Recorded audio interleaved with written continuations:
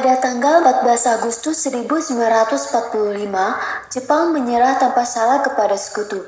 Berita tentang kekalahan tersebut sangat dirahasiakan oleh Jepang. Bahkan semua stasiun radio disegel oleh Jepang. Tetapi Sultan Syahrir dari golongan muda mendengar kabar ini melalui radio BBC atau British Broadcasting Corporation. Ia segera memberitahukan peristiwa tersebut kepada golongan muda. Apakah berita yang baru saya dengar itu benar? Jepang menyerah kepada sekutu. Aku harus cepat-cepat memberitahu kepada Soekarno dan Hatta. Assalamualaikum.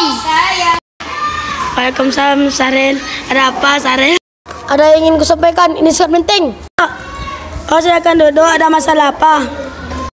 Saya mendengar berita bahwa Jepang telah menyerah kepada sekutu.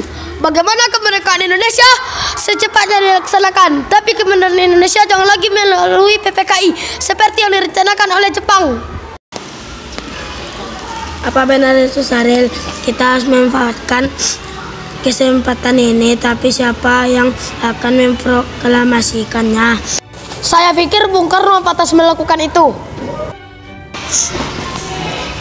Tapi apakah Bung Karno menyetujuinya? Karena secara pribadi beliau adalah ketua PPKI.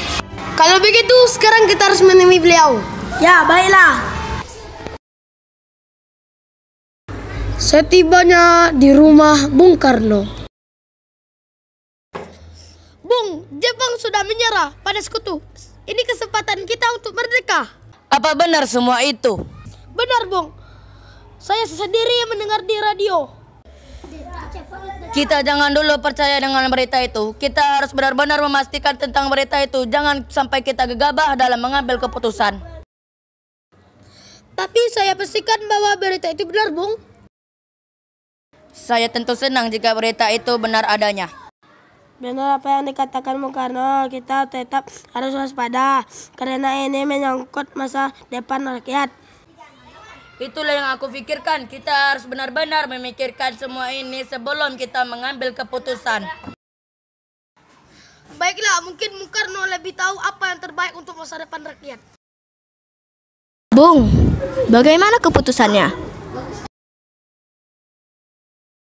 Kami belum mengambil keputusan apapun karena berita itu belum pasti kebenarannya.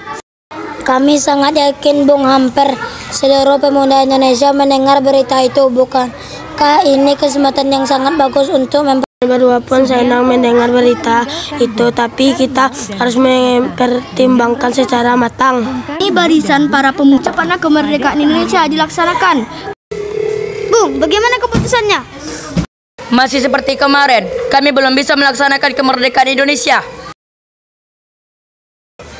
Tapi Bung, kami para pemuda sudah yakin kita harus secepatnya memerdekakan bangsa kita. Wikana dan Darwis juga mengancam Soekarno dan Hatta apabila pada 16 Agustus tahun 1945 proklamasikan kemerdekaan belum dilakukan, maka akan terjadi pergolakan besar. Namun desakan Wikana dan Darwis tidak dituruti oleh Soekarno dan Hatta. Mendengar hal itu, Wikana dan Darwis memutuskan untuk menculik Soekarno dan Hatta ke Rengas Dengklok untuk menjauhkan mereka dari pengaruh Jepang. Dengan jaminan proklamasi kemerdekaan tersebut, Soekarno-Hatta diizinkan kembali ke Jakarta, dan akhirnya proklamasi kemerdekaan Indonesia diproklamasikan Soekarno dengan didampingi oleh Hatta pada Jumat, 17 Agustus tahun 1945.